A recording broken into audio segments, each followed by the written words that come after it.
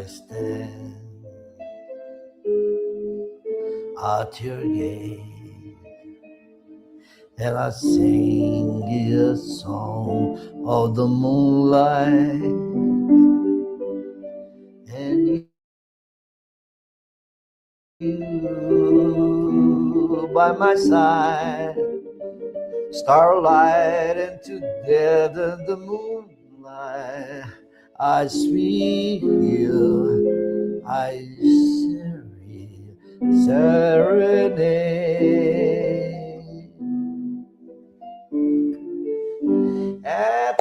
Tô tirando aos poucos. Moonlight Serenade, Glenn Miller. Quem diria, hein? Meus amigos, bem-vindos aqui ao nosso programa A Vida Continua.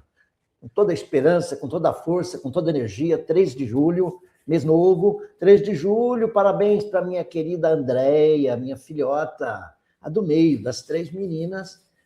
Andréia, filha do meio, 3 de julho de 71, ela nasceu. Está fazendo seus 50. Não vamos falar a tua idade não, né, Andréia? Mas você está muito feliz, é vovó, tem 3 netinhos lindos, né? 3 netinhos lindos. Você quer mais o quê? E eu sou bisavô deles. Muito bem. Vamos lá. Hoje nós vamos falar de um tema assaz importante. Por quê? Por quê? Deu um probleminha. Agora já voltou. Beleza. Qual é o tema? O tema está aí. A lei do trabalho. Você vai falar, mas não é 1º de maio. Mas nós estamos falando da lei do trabalho, que inclui a lei do descanso. Repouso na velhice. Eu já vou precisar aí de um descansinho. Por enquanto, não. Por enquanto, dá para trabalhar. Estamos trabalhando até o último dia da nossa existência, se Deus quiser. Quero estar trabalhando. Mas por que eu trouxe o tema? Bom, eu vou compartilhar aí uma tela do UOL, do Congresso, ou talvez não compartilhe nada, ou talvez a gente só fale, e falando a gente transmite melhor. É que nós estamos com uma lei aí tramitando no Congresso, que é a lei que põe fim à escala 6x1. Isto é, na semana de 7 dias, você pode trabalhar 5, descansar 2. Essa é a escala 5x2. Você pode trabalhar 4 dias, descansar 3. É a escala 4x3. Mas você pode trabalhar os 7 dias e não descansar nenhum. É a 7x0. O que você está ouvindo falar é o fim da escala 6x1, ou seja, é aquela escala de trabalhar 6 dias por semana e descansar 1. Não precisa ser o domingo. Você pode trabalhar de terça a domingo, descansar na segunda. De quarta a terça, descansar na outra quarta. Tem gente que tem regime de trabalho assim. Eu trabalhei, por exemplo, na Polícia Civil, a minha escala, durante um bom tempo, foi 12x24, 12x48. Trabalhava 12, descansava um dia, no outro dia entrava à noite, aí descansava 2 dias, 48. Não era fácil, não. Quem trabalha à noite precisa de um dia, pelo menos, de sono, tranquilo, para repor as horas de sono perdidas. Então, é um assunto sério para tratar. 6x1 é apertado, né? Quem trabalhou aí de segunda a sexta ainda fazia 4 horas no sábado, quem lembra dessa escala? 44 horas semanais? Depois, as 4 horinhas do sábado dançaram, a gente ficou com 40 horas semanais, 5x2. O autônomo, o microempreendedor, o trabalhador autônomo, ele muitas vezes trabalha até no domingo. Pode folgar na segunda, mas dependendo da natureza do seu trabalho, ele pode trabalhar direto, principalmente no sábado e domingo, mas também pode ter uma folga mais elástica depois. As jornadas são muito diferentes, mas quem tem um trabalho burocrático, entra 8, sai às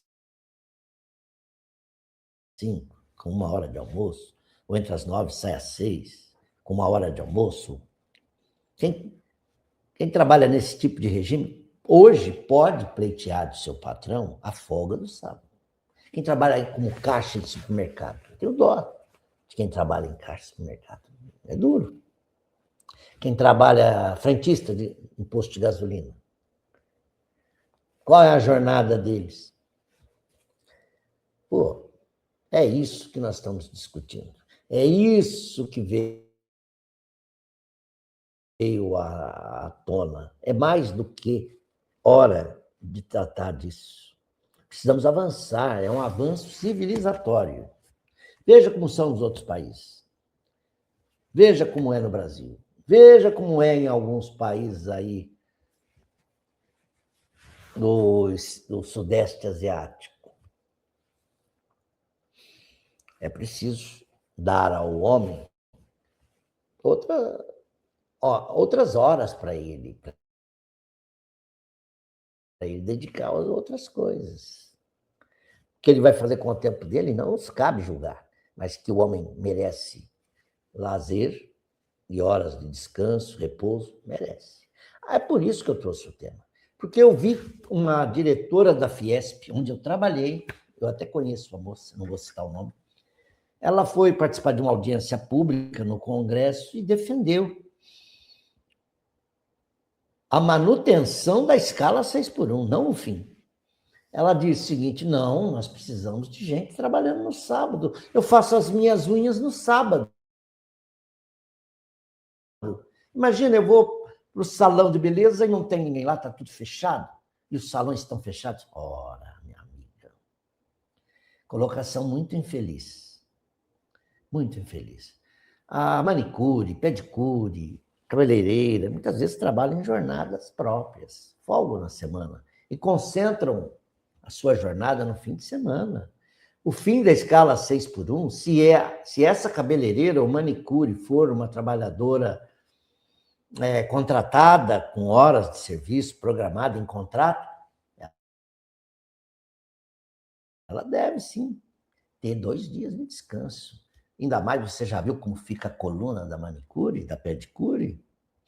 Aliás, essa moça aí, que eu conheço, não vou citar o nome, é até uma pessoa gentil e boa. Talvez ela tenha sido infeliz ao defender os direitos dos seus clientes, os empresários, porque ela está na Fiesp, ela está defendendo os sindicatos patronais. Se ela tivesse no sindicato dos trabalhadores, seria outro discurso. Eu até entendo o lado dela, mas quando ela falou de algo pessoal, eu quero ir ao cabeleireiro e não tem? Ora, você vai de semana. Mas de semana eu não posso. E aí? Como fica? Você não pode contratar uma cabeleireira para ir na tua casa, senhora advogada?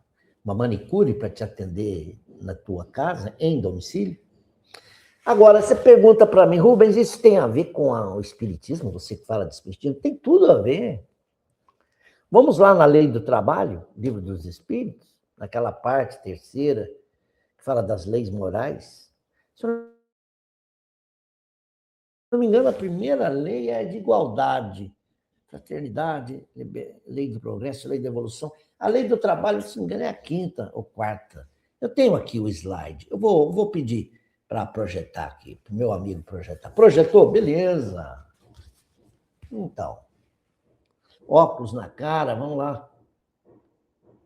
Vejam, a lei do trabalho. Antes de falar da lei do trabalho, eu tenho um desenho aqui, eu quero contar o que é. Vamos falar o que é isso aí? É a famosa fábula do escorpião e do sapo ou da rã. Tem a ver com o nosso assunto de hoje? Tem a ver. Essa fábula é contada a lures, cada um conta de um jeito, mas ela é interessante. E permite várias interpretações. Não sei qual a sua forma de ver. Mas a história basicamente é do escorpião que quer atravessar o riacho. Mas voltando aí à fábula. O escorpião quer atravessar o ribeirão, riacho, rio, para outra margem, ele não nada, mas ele vê a rã ali, o sapinho, ele fala com a rã, fala, você me levaria do outro lado da margem? Eu fico aí nas tuas costas, você... A rã falou, mas não sei não. De repente eu vou te prestar um favor e você me paga com uma picada venenosa, é um animal peçonhento, fatal. O escorpião falou, não, de forma alguma, eu só quero estar do lado de lá, você sabe, eu preciso, eu não sei nadar. A rã olhou, pensou, era bondosa. Falou, por que não? Eu nado com facilidade, atravesso esse ribeirão todo dia. Ele está precisando. Tá bom, sobe aí. E foi. Nadou do outro lado, quando está chegando à margem, o escorpião lasca uma picada no dorso da rã. Picada. Sente a dor, a rã sente a dor, vira-se para o escorpião, que já pulou para o outro lado da margem, e falou, você prometeu que não me faria mal, né? Mas você me picou. Minha amiga, você foi muito boa para mim, mas a minha natureza é essa. Minha natureza é picar. E a rã falou, e a minha natureza é ajudar? O que você pensa dessa parábola, dessa fábula? A rã fez o bem. É a sua natureza. Então, quem faz o bem está sujeito a sofrer o mal. Não compensa fazer o bem, então. Compensa. Pode ter certeza. Quem ajuda, quem faz o bem, é como se ele lançasse um bumerangue. Volta para a mão dele. O bem que a gente faz volta para nós. Nesse caso, a rã foi imprudente? Não sei. Pense aí. E o escorpião? Ele está sendo justo em dizer que, ora,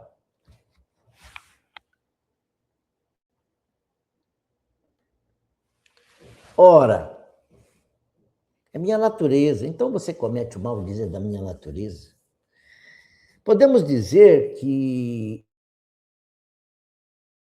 é da natureza do escorpião picar, sim. Mas quando? Quando ele é ameaçado, quando ele é molestado, quando ele é atacado. A onça é da natureza dela matar para comer? É, quando ela tem fome. Fora disso, não. Então, nós não podemos considerar que o homem tem como natureza fazer o mal. Não. Ele tem livre-arbítrio. E agora eu dei um salto. Chegamos para o reino hominal. Nós, quando fazemos as coisas, pensamos antes. Temos a faculdade de escolher o que vamos fazer.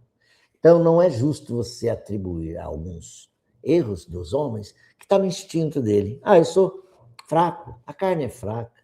Eu cometi aquele delito porque nós todos erramos. Nós somos perfectíveis, destinados à perfeição e deveremos trabalhar para eliminar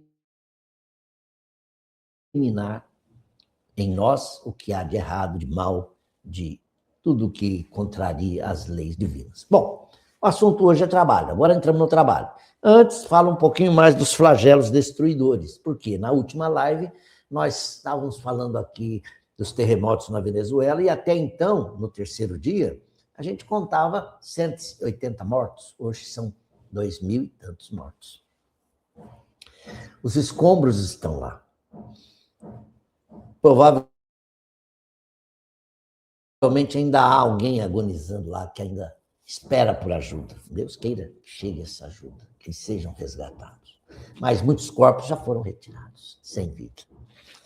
Nós falamos naquela ocasião, foi na semana anterior, que os flagelos estão nas leis da natureza, dentro da natureza desse mundo que nós estamos, que é um mundo de provas e expiações e a Terra ainda tem uma crosta, vamos dizer assim, irrequieta, ela ainda está se acomodando, as placas estão em fase de ajuste, de vez em quando elas atritam umas com as outras, as placas tectônicas, e aí dá uma balançadinha em cima, mas essa balançadinha pode destruir prédios, pode destruir e matar. Deus espera que os homens dotados de inteligência comecem a trabalhar para evitar, minimizar, mitigar os efeitos dessas tragédias que estão fora do controle do homem. Em parte estão fora do controle, mas nós podemos fazer como fazem os japoneses, que têm muita experiência com terremotos, construir os seus prédios de modo que os prédios tenham uma fixação mais firme no solo. Seus alicerces sejam mais fortes, que os prédios não sejam altos demais. Há outras formas de você evitar desastres naturais. No Brasil, onde os deslizamentos são constantes, se as prefeituras, a Defesa Civil e as autoridades começarem a planejar melhor o espaço urbano, vão perceber que lá, naquelas encostas, você não deve construir. Então, aí as autoridades têm que fiscalizar e não permitir. Mas vou mais a fundo. Agora vamos no lado moral da questão. Morreram 2.000 e tantos. Ainda pode aumentar esse número, porque há 50 mil desaparecidos, mais ou menos. Quem está desaparecido é porque está soterrado. Eu pergunto a você, é da lei de Deus? A lei de Deus não tem misericórdia? Será que todos que pereceram nesses terremotos estavam predestinados a morrerem de uma forma violenta? Sim, a lei de causa e efeito, a lei de amor, justiça e caridade mostra que nada ocorre sem que Deus não queira. Não há uma folha que caia sem que o Senhor não queira. A gente aprendeu isso. E se você crê em Deus, então você tem que aceitar a realidade. Ora, então morre em 2000 e você me diz que é assim mesmo? Quem reencarnou na Venezuela, ou fora da Venezuela, e viajou para a Venezuela, foi morar na Venezuela, criou família na Venezuela, é brasileiro, casou com uma venezuelana, ou vice-versa, foi morar na região lá de La Guaira, no norte venezuelano, foi morar ali em Carabobo, aquelas cidades que foram atingidas, naquele condomínio. Por quê? Que circunstâncias são essas que levam essas pessoas a se juntarem num lugar onde vai haver a tragédia? O que levaria 289 passageiros pegar o mesmo avião, São Paulo, Paris, ou Rio, Paris, que vai cair, morrerão todos? E o que faz aquele passageiro perder o voo? O que teria feito? Ele não conseguiu embarcar, foi salvo. O que teria acontecido com esse homem que foi tirado dos escombros 8 dias depois do desastre, do terremoto, do abalo? 8 dias depois ele está com vida. Ele era um segurança de shopping. E o seu estado é bom, provavelmente vai sobreviver. A esposa estava toda feliz. O que é que explicaria um bebê ser retirado com vida, quando a família toda pereceu? Existe uma lei divina que governa isso? Governa, tem. Podemos mergulhar no âmago da lei? Mais ou menos. Muita coisa está ainda no desígnio divino. A gente não pode compreender tudo. Mas, à luz do conhecimento espírita, eu posso dizer que esses espíritos não desencarnaram em vão. Não foi um acaso, não. Teriam eles, em algum momento, provocado um desastre natural? Teriam eles, em algum momento, explodido um prédio? Teriam eles, em algum momento, invadido uma cidade, queimado todos os seus moradores?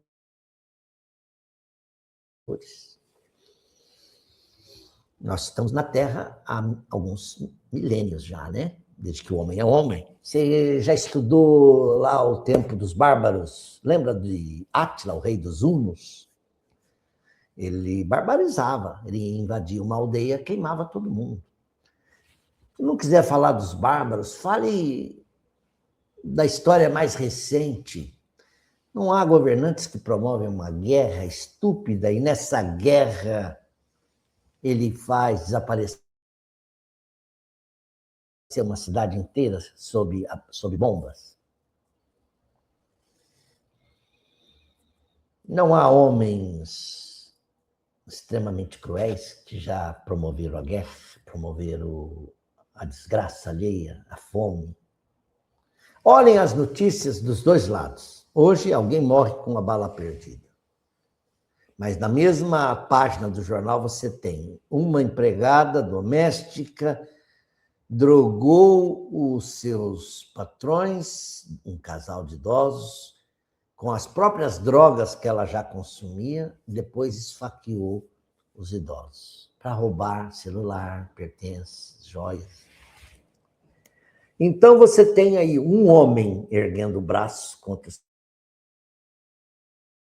seu irmão, que é muito lamentável, e as leis da natureza agindo, por outro lado, pelas próprias leis da natureza. Uma grande tempestade cai e arrasta. Uma casa que está na ribanceira, um vendaval vem e destrói um quarteirão de casas. Não é? Pense nisso. Eu não falei nisso na última live, por isso que eu quis tocar nesse assunto de novo, mostrar que por trás dos flagelos destruidores também está uma lei que governa todos nós. E muitas vezes os resgates são coletivos. Querem ver mais casos? Está na história. Um dia eu trago mais casos.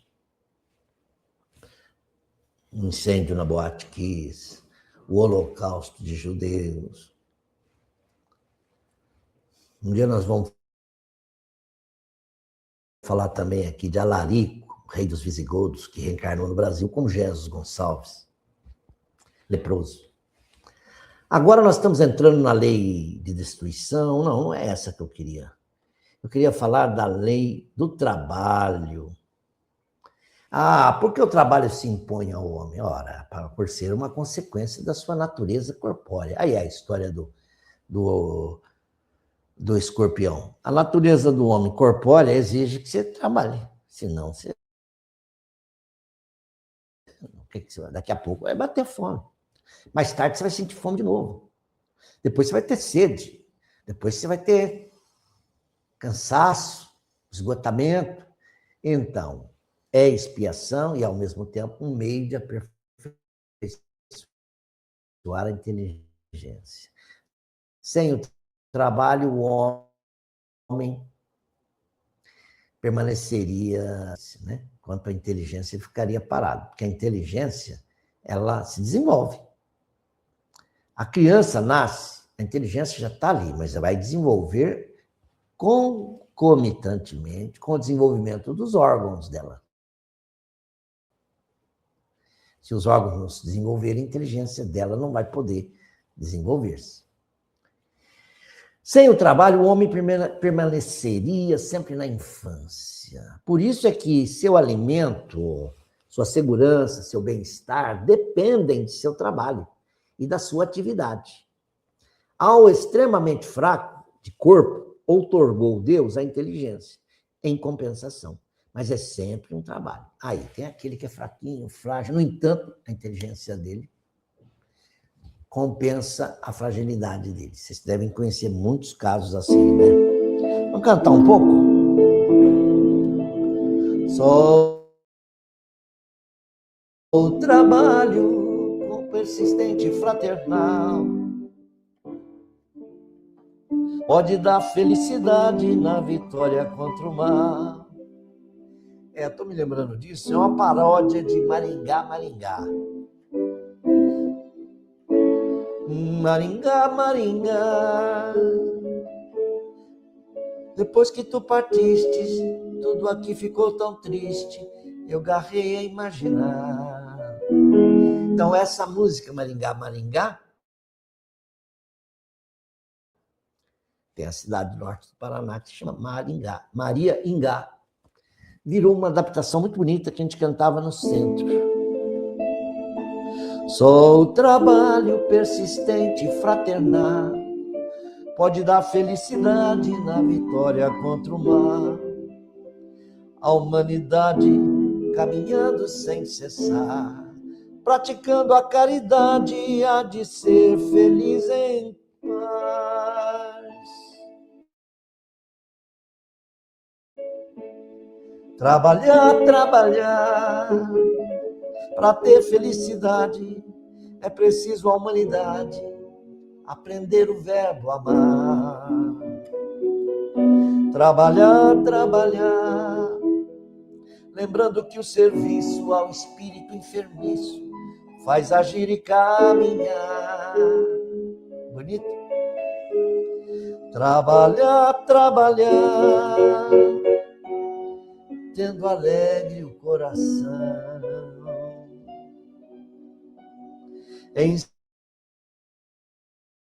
ensinando a cada irmão ao Senhor Jesus amar. Só o trabalho persistente e fraternal. Que bonito, né? Então, gente, eu tenho mais uns slides aqui. A lei do trabalho, ela põe a gente para pensar muito. E vocês vão pensar aí no fim da escala 6x1. O trabalho se impõe ao homem porque ele precisa, é uma imposição, é intrínseco ao estágio de evolução do homem. Questão 680. Não há homens que se encontram impossibilitados de trabalhar no que quer que seja e cuja existência é, portanto, inútil? Tem. E Deus é justo. E, por isso, só condena aquele que voluntariamente tornou inútil a sua existência, porquanto esse vive às expensas do trabalho dos outros. Ele quer que cada um seja útil, de acordo com as suas faculdades. Mas há muitas pessoas que estão em estado vegetativo, praticamente elas são cuidadas por alguém desde que nasceram. Se isso ocorreu, tem uma explicação à luz da lei de causa e efeito, a lei segundo a qual todos nós somos herdeiros de nós mesmos. O que plantamos, colhemos. Agora, é dever de um socorrer o fraco, o forte socorre o fraco, o jovem socorre o idoso. A lei da natureza impõe aos filhos a obrigação de trabalharem para seus pais, acabei de falar. Sim, e olha, erra feio aquele filho impiedoso, aquele que relega os seus velhos aos cômodos mais retirados da casa, quando não os entrega aos lares de idosos para cuidar, e vão lá muitas vezes apenas para ver como estão e certificar-se de que o número do jazigo está certinho. E que dizer, então, daqueles que ainda aproveitam, pegam o cartão do aposentado e se locupleta com os recursos que seriam para sustentar o idoso. Ai, meus irmãos, tem coisa triste, viu? Sendo uma necessidade para todo aquele que trabalha, o repouso não é também uma lei da natureza? Sim. E o empresário que explora o seu empregado e não lhe dá o devido acesso ao descanso e o repouso, também infringe numa lei moral, numa lei de justiça, amor e caridade.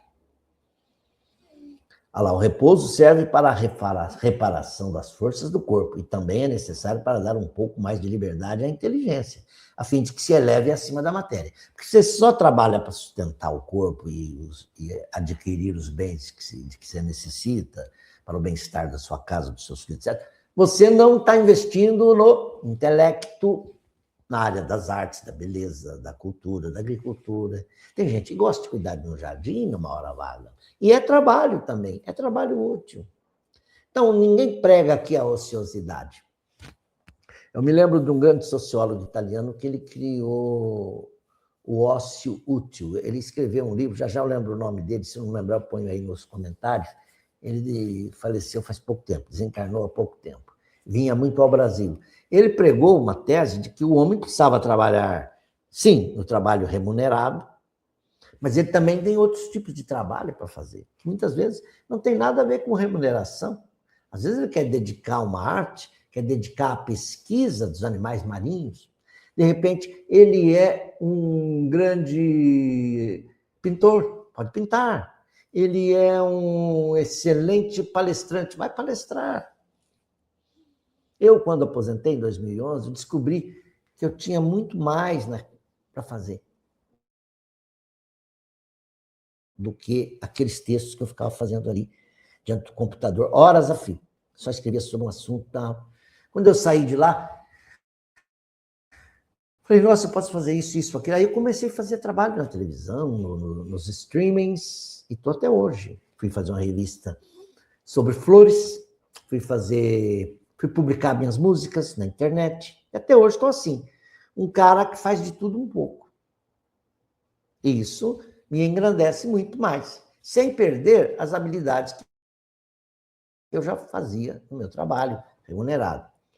Mas o repouso, já que estamos falando do fim da escala 6x1, é mais do que oportuno e justa que os parlamentares voltem a discutir e que não barrem essa lei. Não importa se isso é eleitoreiro, tem caráter eleitoreiro ou não. Ora, o que importa é que é uma lei necessária e que venha. E foi muito bem pautada. Então, tem limite para o trabalho? Tem. O das forças. Em suma, a esse respeito, Deus deixa inteiramente livre o homem. Kardec, por exemplo, o codificador do espiritismo, ele estava trabalhando com 63 para 64, Dr. Demer, já estava desencarnado, o médico dele desencarnou antes de Kardec, já dizia, olha, cuidado, você está se esgotando, vai devagar, mais devagar, cuide da saúde, mas era aquele dilema que Kardec tinha, eu tenho que terminar minha tarefa, eu sei que eu estou esgotado, a vista cansada, a lamparina, aquele tóxico da lamparina, tudo aquilo fazia mal para os pulmões, para a saúde, mas Kardec sabia que ele precisava concluir a obra dele. Então, em março de 69, o soldado caiu no fronte, aos 64 anos, 65 incompletos. Allan Kardec desencarnou. Alguns até dizem, é um suicídio indireto, porque ele esgotou as forças. Mas aí não. Aí ele doou-se um pouco mais em favor de uma causa maior. Nisso, não há suicídio, não. O que existe é abnegação. Veja a questão 684. O que se deve pensar daqueles que abusam de sua autoridade, impondo aos seus inferiores excessivo trabalho? É os trabalhos análogos à escravidão, que ainda há empresas que fazem isso. Reservam para o seu trabalhador pouquíssimo tempo de descanso. E se ele não pode voltar e sair do emprego, aí que ele escraviza mais ainda. Falou, olha, você não pode sair, você depende da comida que eu te dou, você vai ficar aqui. Isso é escravizar. E há trabalhador, empregado, patrão, que não dá nem um refeitório para o indivíduo sentar numa mesa e sentar-se e poder comer com dignidade, com garfo, faca, um talher, um prato. Não, dão a ele um prato e ele sai para sentar ali na sarjetinha, na guia da calçada, vai atrás do muro e come lá a sua comida. Todo aquele que tem o poder de mandar é responsável pelo excesso de trabalho que impõe a seus inferiores, porquanto, assim fazendo, transgride a lei de Deus. Tem o homem o direito de repousar na velhice? Sim, que a nada é obrigado, senão de acordo com as suas forças. Mas, que há de fazer o velho que precisa trabalhar para viver e não pode? O forte deve trabalhar para o fraco, não tendo este família, a sociedade deve fazer, às vezes, da família. É a lei da caridade. Eu estou aqui, ainda tenho uma fonte de renda, minha aposentadoria e meus freelancers como jornalista. Mas vai chegar um momento em que esses freelancers vão parar, eu vou ter que diminuir as minhas horas de trabalho, que já não são muitas, eu sempre tenho um repousinho depois do almoço, Quando eu pego as crianças para brincar, eu vejo que tem um limite.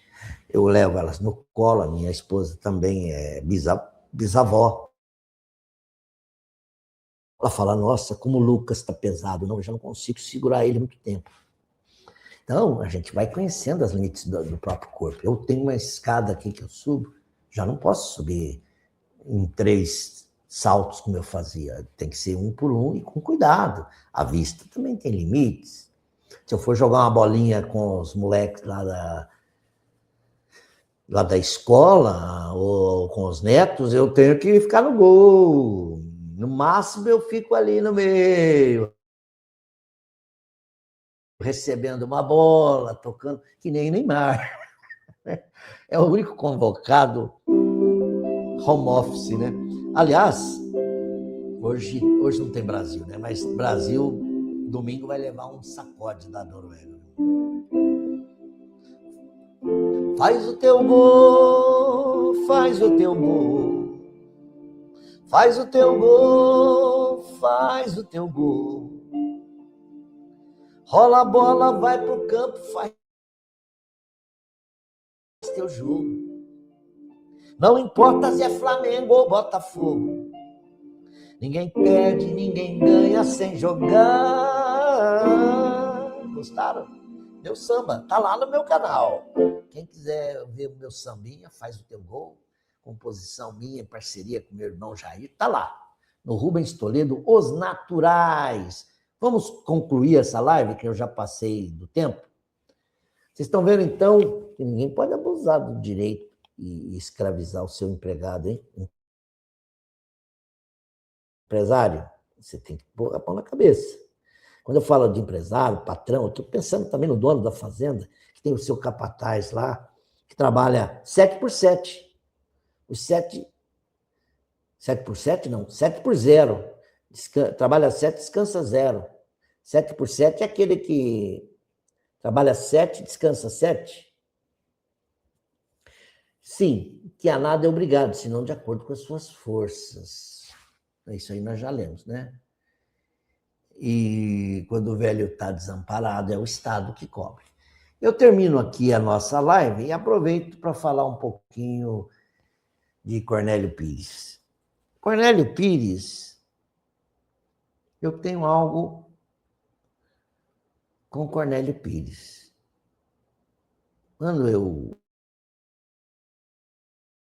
era pequeno, eu já ouvia falar muito dele, porque meu tio Maza, ele tocava sanfona, tocava umas valsas, Luar de São Paulo, e no meio dessa valsa ele falava de Cornélio Pires. E ele dizia que Cornélio Pires era lá de Capivari. Hoje nós sabemos que ele é de Tietê, mas ele praticamente estendeu sua influência por toda a região, de Capivari, Tietê, Porto Feliz, Campinas. Ele era um homem que rodava o estado trabalhando, o trabalho dele ele era um homem de marketing, né? Ele divulgava a Antártica, Guaraná Antártica. E ele fazia muitas trovas, escreveu livros. Quando encarnado. Desencarnou, continuou fazendo as suas trovinhas. Eu, lá no centro no qual eu me dedico, durante as reuniões mediúnicas, eu tenho recebido, não é sempre, mas eu tenho intuído alguns textos. E esse já é o segundo, que eu não vou dizer que é de Cornélio, mas parece muito. Eu escrevi assim, rápido. E não foi uma psicografia mecânica, não. Foi totalmente intuitivo. Eustáquio, me veio esse nome. Eustáquio. Eustáquio era religioso e devotado. Explicava o espiritismo como ninguém. Ia à casa espírita no sábado, na segunda, na terça e na quarta também. Falei, poxa, a coisa está meio simplória, mas vamos ver onde vai dar, né? Deve ter um fim moral nisso. E continuei. Eustáquio ensinava o evangelho, as leis de Deus, daqui e do além. Mas fora da casa espírita, aos pobres não davam um vintém. Aí eu comecei a ver que tinha alguma coisa aí. Pregava o amor e a caridade, pregava o combate ao orgulho, pregava a prática do bem, mas quem lhe pisasse no calo pagaria em dobro e com juros também. Então, pelo jeito, o homem ele tinha duas caras. No centro ele era bonzinho, fora do centro. Aí as últimas estrofes. Dizem que andava apressado, parecia fugindo de alguém. Parecia fugindo de alguém. Como ser vivente que era, morreu atravessando a linha do trem. Morte em Eustáquio. No velório de Eustáquio veio gente de longe e de mais além. Uma mulher e 2 filhos. Quem era filho de quem? Mariazinha velava o marido e a outra pranteava seu bem. Depois acabou confessando, estou viúva dele também. Gostaram? Espero que sim. Muito bem, meus amigos, terminamos aqui a nossa live. E para encerrar, a gente canta um pouquinho mais aqui, né? O que vocês gostariam de ouvir? Bom, há um poema do próprio Cornélio Pires que se chama Despedida de Vital. Eu ouvia isso, está lá na antologia do Natal, naquela coleção de poemas recebidos pelo Chico, de vários poetas, né? Antologia Mediúnica do Natal. E eu ouvia também, e ainda continuo ouvindo no CD no meu carro. CD na voz do próprio Chico. É mais ou menos assim.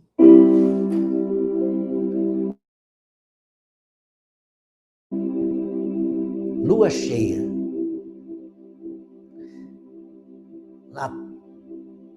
Na tocha que se apega, morre Vital, olhando a lua. Por prece, ouve a arenga do cachorro ganindo nas touceiras da macega.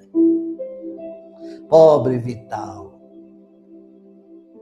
agoniza sem socorro.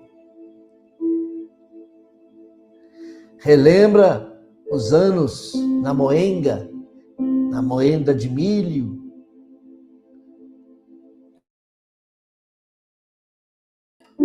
Oitenta anos de lágrimas carrega na carcaça jogada no chão sem forro. Suando, vê um vulto na soleira. É um moço envolto em luz dourada. Não entre, seu moço, eu sou leproso, diz em voz rasteira. Mas o moço, envolto em luz dourada, diz: ó, Vital, eu sou Jesus, venha comigo. E o velho sai das chagas de leproso para um carro de luz na alvorada.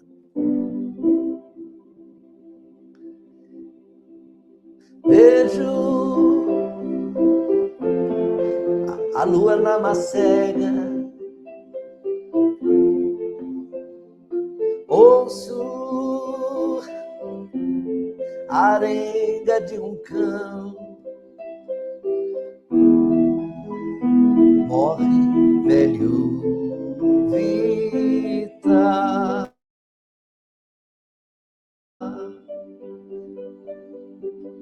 sem leito, sem hospital, assim chorando, assim chorando, vejo as luzes da cidade,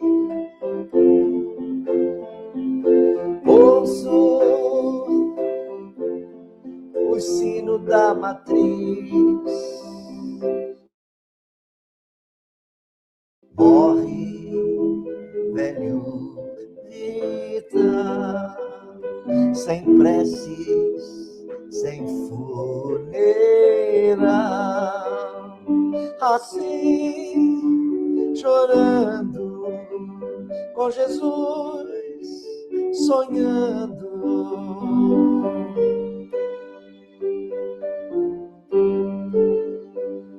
Vital, temas, eu sou Jesus e só bem ao céu, num rastro de luz.